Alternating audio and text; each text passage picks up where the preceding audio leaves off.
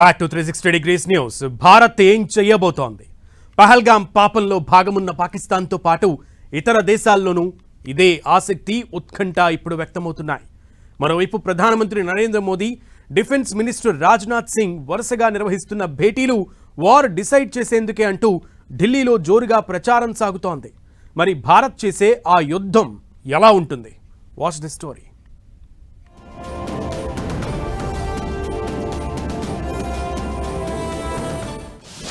భారత్ పీఓకేని స్వాధీనం చేసుకోనుందా?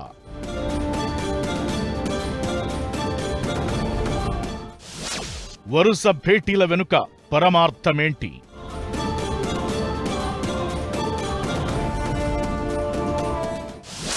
కేవలం సర్జికల్ స్ట్రైక్సే అయితే ఇంత తాత్సారం ఉంటుందా?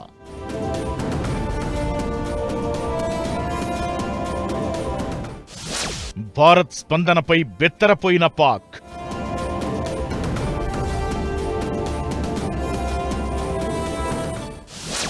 టెర్రర్ లాంచ్ ప్యాడ్ల నుంచి దొంగదారిలో ఉగ్రవాదులను తరలిస్తున్న పాక్.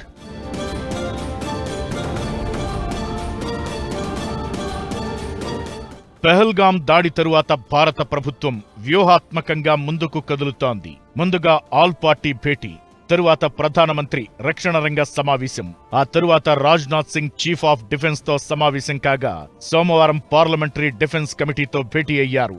దానికి ముందు ప్రధానమంత్రితో కూడా రాజ్నాథ్ సింగ్ సమావేశం ఏర్పాటైంది.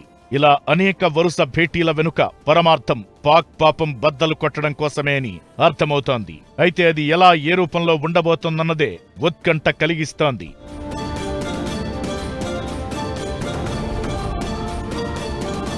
సోమవారం కేంద్ర మంత్రి రామ్దాస్ అథవాలే భారత్ పాక్ ఆక్రమిత కశ్మీర్ని స్వాధీనం చేసుకునే దిశగా కదులుతున్నట్టు చెప్పారు. ఇది కూడా సంచలనం కలిగించే పరిణామమే అవుతోంది. మరోవైపు పాకిస్తాన్ సరిహద్దుల దగ్గర టెర్రరిస్టులను కాపాడే పనిలో పడింది. టెర్రర్ లాంచ్ ప్యాడ్ల నుంచి తమ ఆర్మీ శిబిరాల్లో తలదాచుకోవాల్సిందిగా సందేశాలు పంపుతోంది. భారత్ ఎక్కడ మరోసారి మెరుపుదాడులు చేస్తుందో అనే భయంతోనే ఈ చర్యకి పాకిస్తాన్ పాల్పడింది. పహల్గాం దాడికి తెగబడిన ఉగ్రవాదుల కోసం ఎన్ఐఏ వేట సాగుతుండగా వారి లొకేషన్ చిక్కినట్లే చిక్కి 4 సార్లు తప్పించుకున్నారని తెలుస్తోంది. ఈ టెర్రరిస్ట్ గ్యాంగ్ కిష్ట్వార్ ఏరియాలో ప్రవేశిస్తే సరిహద్దు దాటిపోతారని ఆర్మీ, ఎన్ఐఏ వీరి కోసం తీవ్రంగా గాలిస్తున్నాయి.